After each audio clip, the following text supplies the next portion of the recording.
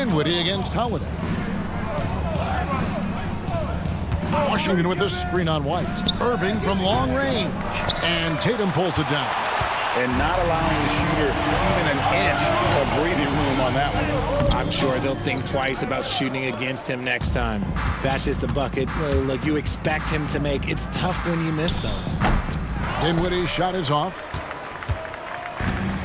For Boston, they've gone 2 of 3 here to start out the game. I'm told now by our producer, do we have him, guys? Okay, we do. We have a call coming in from Shams Charania. Shams, thanks for joining us. What do you have? Thanks. Well, the Celtics won their 18th championship in 2024, the most of any franchise in the NBA, and with multiple extensions this summer, securing their core moving forward, Boston has made huge financial commitments to compete for championships every single year. Not a team to be taken lightly. All right, Shams, we thank you for the report.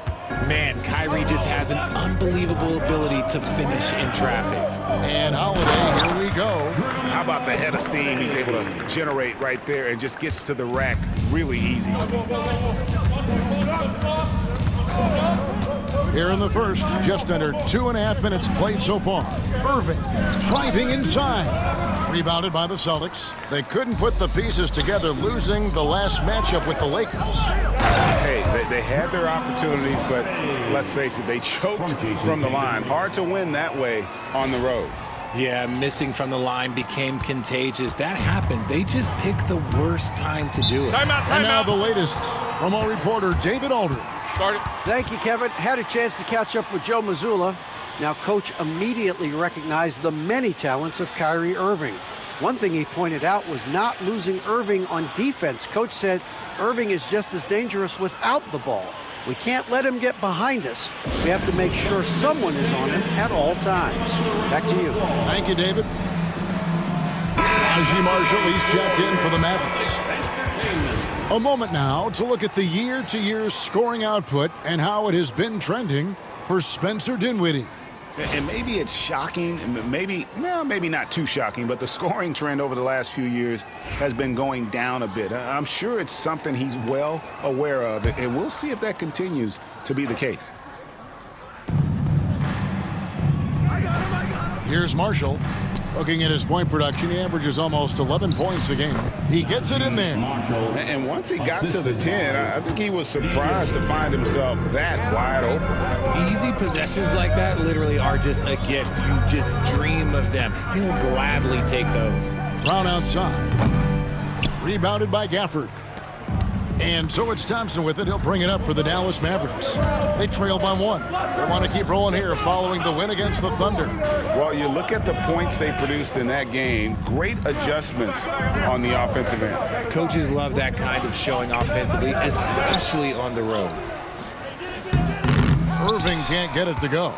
Outstanding work to send him away. They sniffed that one out. And Holiday kicks to Porzingis. And here's Tatum for 3.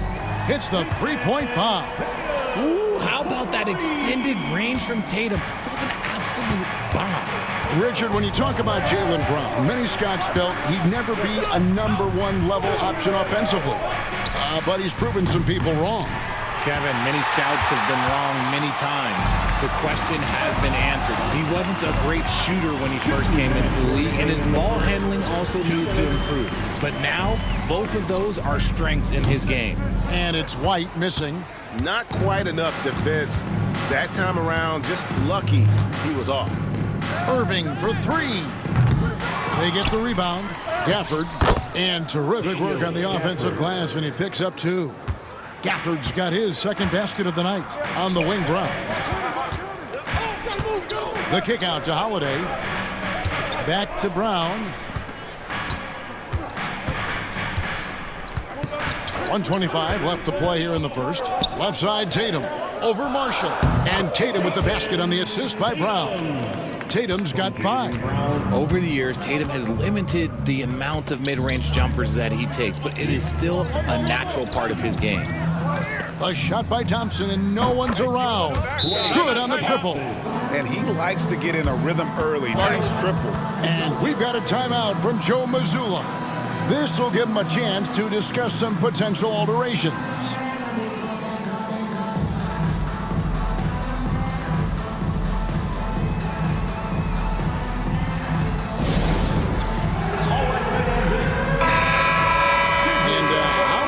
shaping up, guys? Well, let's take a moment here and check it out now that the mid-season grind is well underway. Take a look at the Mavericks. They're 7th right now. Not a bad spot, but certainly they'd like to string together a run of wins. And, you know, for the Mavericks, they've shown me some very good things this season. But that next step, those qualities that could make them true contenders, just haven't been there. And the clock is ticking for them to make that push. It's looking like they'll be fighting for a spot in the play-in. Here's Marshall. And that won't go, missing the go-ahead bucket. The Celtics have gotten 7 of their first 10 attempts to fall so far. Excellent pace to their offense. Horford, good. And, folks, this is Horford in his zone. Wasn't going to let that opportunity slip away. Pass to Marshall.